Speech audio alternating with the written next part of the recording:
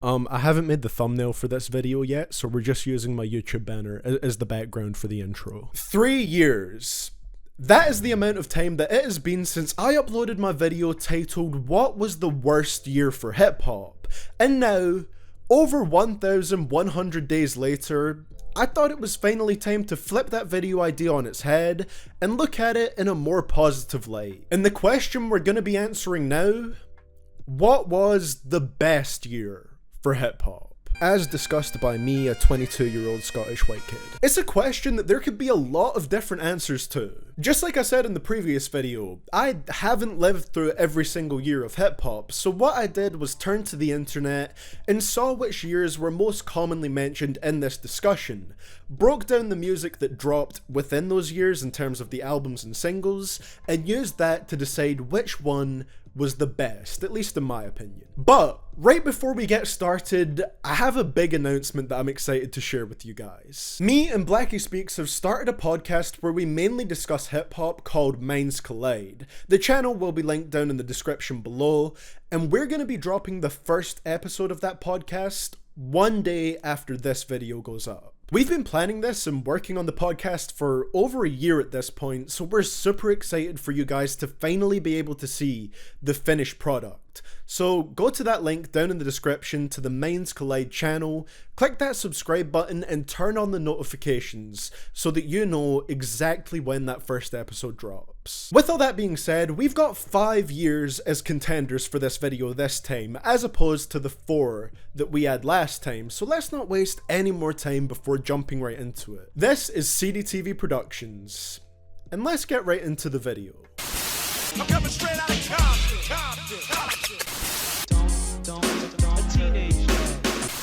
I'm raging, whipping up the stage and don't it sound amazing? Now, 1988. I wasn't born until 10 years after this year, so I can't talk about it as if I lived through it, but you just have to look at the albums that dropped within this year to see how important it was for the genre. Browse anywhere online and you'll see people talking about how 88 was an awful year for music in genres like pop and rock, but for rap, it was the opposite. A clear highlight. Look no further than NWA's Straight Outta Compton, a landmark album for rap music.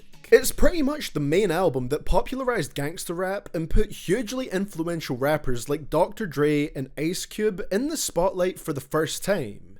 The fact that it still goes hard to this day is just a bonus. Then of course there was the song from that album, Fuck the Police, which combined with Public Enemy's album It Takes a Nation of Millions to Hold Us Back, put raw, gritty music with socially conscious lyrics at the forefront of rap. Fuck the police coming straight from the underground. A young nigga got it bad cause I'm brown. They're gonna have to wait till we get it right. Radio stations are questioning their blackness. They call us a black, but we'll see if they'll play this. Just those albums are enough to show the influence of this year, but you also had the storytelling of Slick Rick's The Great Adventures of Slick Rick, the lyricism and production of Follow the Leader by Eric B. and Rakim, MC Hammer dropped his debut major label album. Okay, not everything from this year was legendary, but just look at the amount of influence and quality music that 1988 produced. When it comes to hit songs, there really weren't that many that I could find in this year that hit the Hot 100,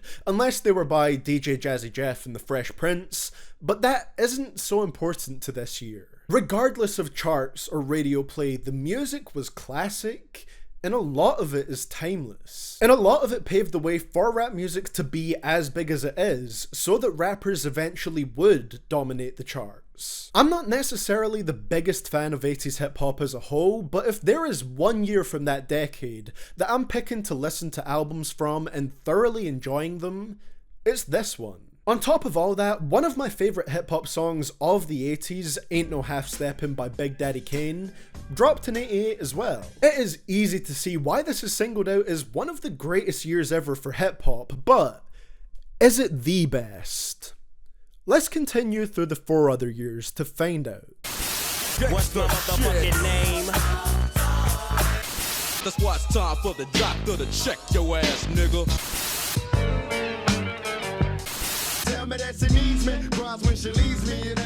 Yep, I picked a high quality image for this one. In contrast to the previous year we talked about, 1993 actually had a decent amount of rap songs on the Billboard charts. Most notably, Nothing But a G Thing and Fuck With Dre Day by Dr. Dre, I'm sure both of those sounded great in my accent, Ice Cube's It Was a Good Day, Snoop Dogg's What's My Name, and I Get Around and Keep Your Head Up by Tupac. Already looking incredibly strong from the singles, and that is something that translates over to the albums of this year as well. The aforementioned rap legend Tupac got his big break into the rap game with his second studio album, Strictly For My... you know the rest. An album which would be his first record to go platinum. And hip-hop was expanding on all sides, very slowly shifting from the more West Coast focus of 1988 onwards, with classic and notable albums starting to appear from every coast, with a variety of moods and sounds. Yes, we did have Snoop Dogg's debut album, which sold a massive 800,000 units in its first week, which I believe at the time made it the fastest selling hip hop record ever, and Ice Cube dropped Lethal Injection.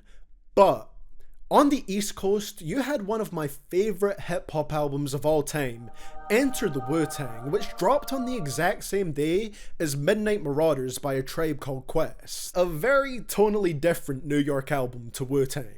And the survey said you're dead. Baby flying guillotine chops off your fucking head. Perceptions on my mind for the whole damn route. My mind was in a frenzy in a horny state. And of course, the influence of Midnight Marauders is just so clear, going on to heavily inspire modern albums I love, like Logic's Under Pressure and Kanye's College Dropout. Seriously, if you've heard Under Pressure but you haven't listened to Midnight Marauders, go listen to it and you'll notice some heavy similarities, especially with the whole Thalia thing. Obviously that was an intentional thing on Logic's part, but I'm just saying, if you haven't heard it and you're a Logic fan, I could recommend it highly. And while there wasn't necessarily any Southern classics this year, we still did get an album from Scarface and the debut album from 8Ball and MJG. 93 was another pretty monumental year for rap that I don't have much bad to say about. The West Coast was still mostly in control here in terms of popularity, but as I said, this year was jam-packed with great albums from every region. Honestly, this would have been a great time to be alive, because up next, we have the following year. I keep some E&J sitting bent up in the stairway.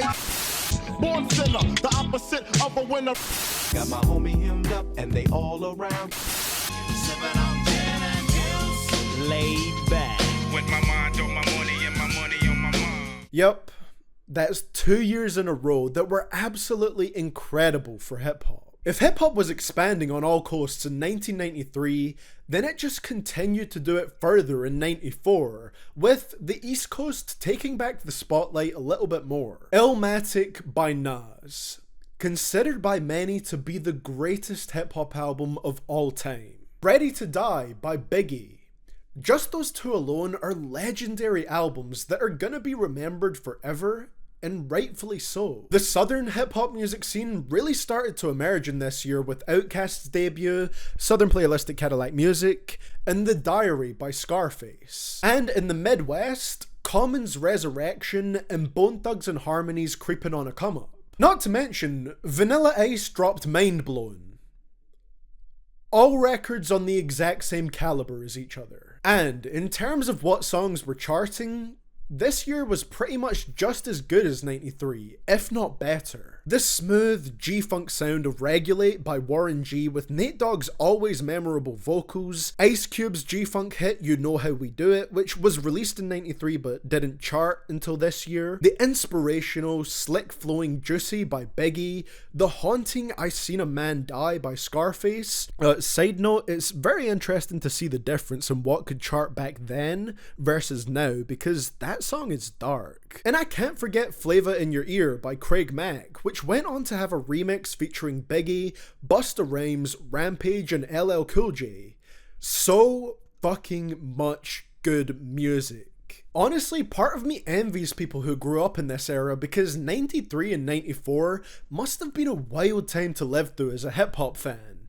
Part of me also doesn't envy them because I'm younger, but you know, pros and cons. Sure, I can revisit all the singles and albums of that time due to streaming services, but it would have been a whole other experience to truly live through it. We've had a lot of iconic years so far, but now for these final two, let's take a look at a couple that are more recent before deciding which is the best one. 4 in the morning, and I'm zoning, they say I'm possessed. It's the omen. Ooh, baby, like it raw with the shimmy, shimmy, yeah, Nearly a full 20 years later from our previous best year candidate, we have 2013 up next. This is a pretty recent year compared to everything else here, and even then, you can still see how it shaped what hip-hop is like today, and further enhanced its rise to being America's most popular genre. This is a year where hip-hop arguably became more diverse than ever, opening up the possibilities for endless experimentation, creativity, and crossover within the rap genre. Case in point, Kanye West's Yeezus. An album that isn't necessarily loved by everyone, but is undeniably hugely important for widening the soundscape of hip-hop on a mainstream level, featuring some of his most intense, industrial, electronic, and abrasive production. Yeezy season approaching, fuck whatever y'all been hearing, fuck whatever y'all been wearing. I honestly think it's a great album now, and it could even be argued that this album had a huge part to play in the explosion of SoundCloud rap from 2017 onwards, with its more rough, rebellious, and unapologetic sound.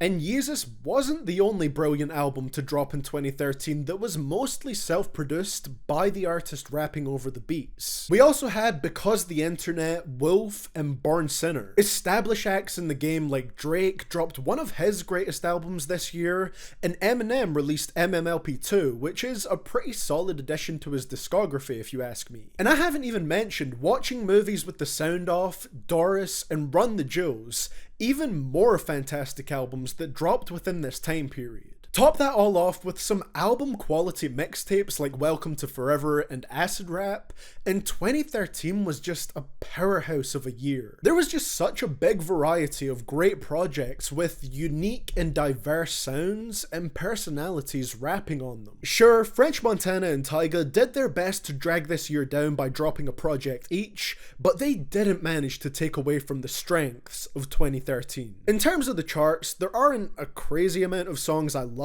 from this year, but there were a few Macklemore songs that dominated the charts that honestly did bump until they got insanely overplayed. A$AP Rocky had Fucking Problems, Lil Wayne had Love Me.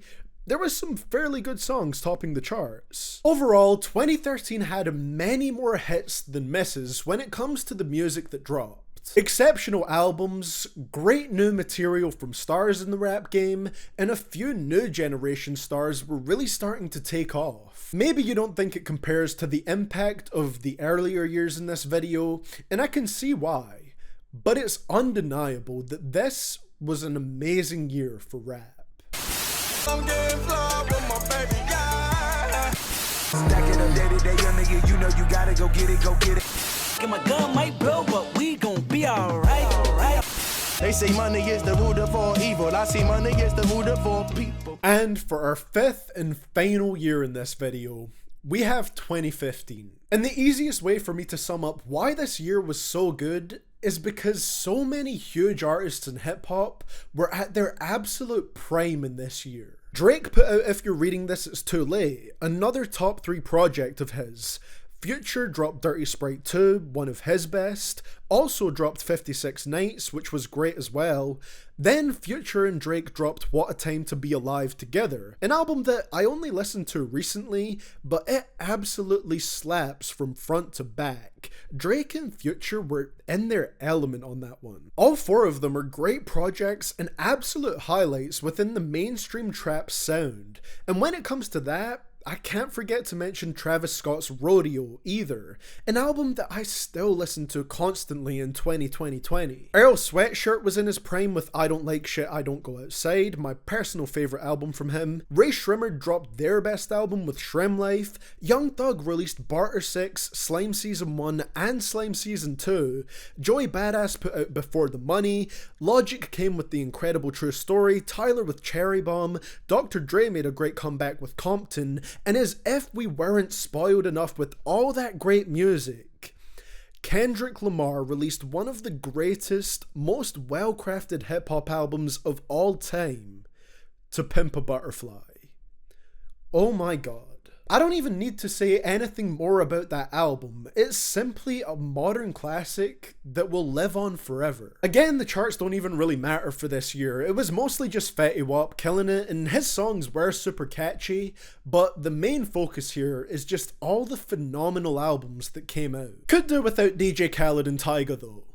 But I'd be surprised if anyone remembers Tyga's 2015 album with sales like that. Then, as a little bonus, in 2015 we also had the Drake-Meek Mill beef, so that was fun too. When you think best year for hip-hop ever, 2015 probably isn't one of the ones that immediately jumps into your mind, but when you really take a look at it, it was maybe the best year for rap music in the 2010s decade, and is definitely not one that should be overlooked in this discussion. So what you on, Hawk? Dope or dog food? So I begin to piece my 2 and 2 together. I'm beginning to feel like a rap god. Where your ass was at, dog, with niggas 1 feet. So now, it's time to answer the question. In my opinion, what is the best year for hip-hop? Honestly, they're all great contenders. 2013 is probably the most sentimental to me, as I was 14 throughout most of that year, and that was around the time that I started to branch out and listen to a bit more of a wider variety of hip-hop, and it got me through a lot. If we're talking in terms of music that I personally listen to the most frequently, then 2013 and 2015 are the years for me. But when I'm looking at it in terms of true impact and monumental releases, then all the earlier years are much stronger contenders. There's just 3 to pick from now, and personally, I'm gonna have to go with 1988 as the best year for hip-hop. Every single one of them has such strong releases, but 88 is a year that changed everything for hip-hop, and the influence of it can still be heard to this day. Not to mention the fact that there's albums from this time period that dropped so long ago, but are still so replayable nowadays, that says a lot. Even if I personally don't listen to music from this era constantly, its impact and influence cannot be denied. But what do you guys think? What is the best year for hip-hop in your opinion? Let me know down in the comments below. Let me know if you think it was one of the ones that was in this video, or if you think there's any years that I'm missing from this video. I would appreciate you leaving a like, of course, if you enjoyed this video, and subscribing if you want to see more videos similar to this. Thank you so much for watching, guys. I will see you all in the next one, and this is CDTV Productions, signing out.